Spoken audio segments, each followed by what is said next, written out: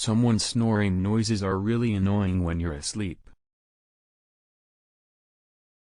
If you or someone you know has a bad snoring habit, let me tell you that it is not a habit, it is a real health problem.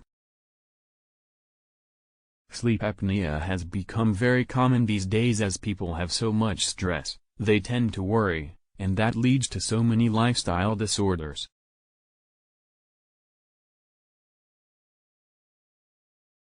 It may cause shame, embarrassment, or anger in people as they're terrified of how these problems wouldn't leave them.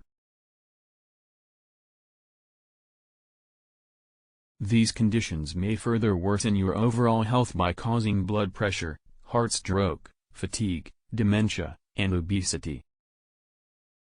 The list doesn't really stop here, these are just for beginners. If you do not want to suffer forever, please follow the video and the rest of the videos to the end and find out how you can treat these conditions permanently in the most natural way. The solution is called the Stop Snoring and Sleep Apnea program.